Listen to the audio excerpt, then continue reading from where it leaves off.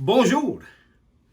J'avais 18 ans et lorsque quelqu'un s'approchait de moi et me disait « Robert, je te défie de… » Peu importe les mots qui suivaient ce défi, je m'y lançais tête baissée et je réussissais.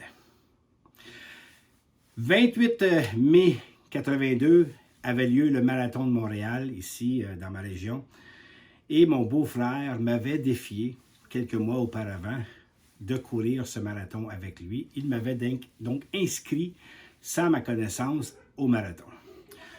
J'ai donc acheté une paire d'espadrilles que j'ai cassées pour l'occasion pour être sûr qu'elles soient très confortables.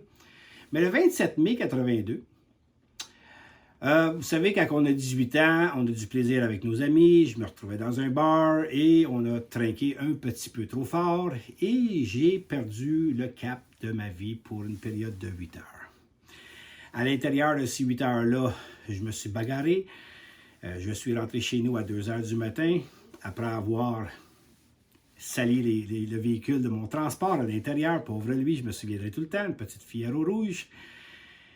En rentrant chez nous, mon père me voit, lèvres enflées, un haut beurre noir, un petit peu de sang partout sur ma jambe, des bleus partout. Et il m'a dit « Robert, tu ne cours pas le marathon demain matin? » Je dis « Oh oui, tu me réveilleras, pas. » Et j'étais me coucher, bien entendu, me coucher, c'est vite dit, tomber sur le lit, bang, knockout. Le lendemain de la veille, mon père me réveille, 7h30.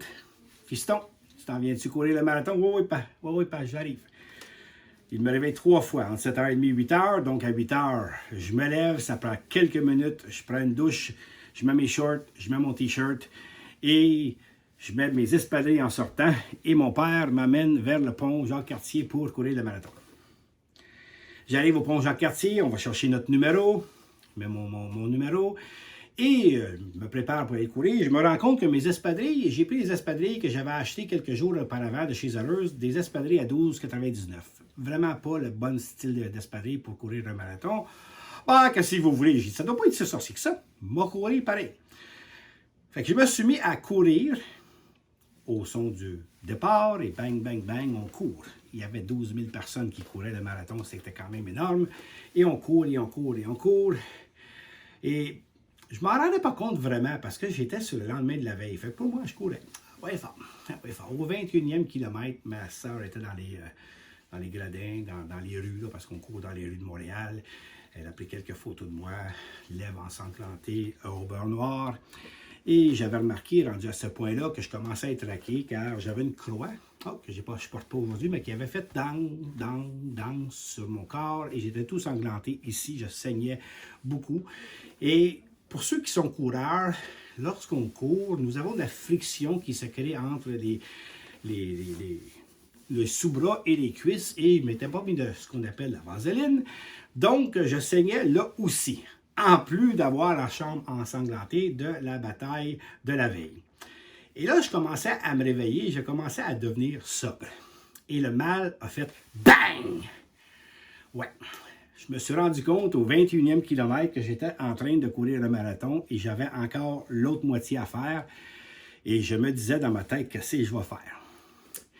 Et là, bien entendu, courir avec un mal atroce dans les mollets, la seule chose que j'entendais, c'est la veille, les filles et les garçons, lors de la bataille dans le bar, dire « Ah ouais, il est supposé courir le marathon le lendemain. Tu ne seras pas capable, notre marathon man. » Et je m'étais dit aussi, j'ai relevé un défi, il n'y a pas question que je ne passe pas à travers.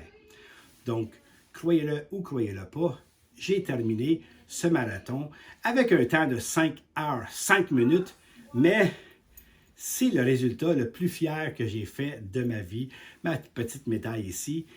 Et je me suis posé la question, pourquoi je l'ai réussi? Parce que dans la vie, on a des obstacles. Mais j'avais réussi tout simplement parce que mon but de réussite était si fort qu'il n'y avait absolument rien qui pouvait m'empêcher de l'atteindre. Donc, mettez-vous dans cet esprit, mettez-vous lorsque vous voulez atteindre un but, mettez-vous lorsque vous voulez atteindre le succès. Décidez de prendre en vie votre action, croyez-y fondamentalement et ne dérogez pas et vous allez atteindre le succès que vous voulez. C'est ce qui est arrivé pour moi en 1982 et aujourd'hui dans l'affaire. Là-dessus, bonne soirée à tous.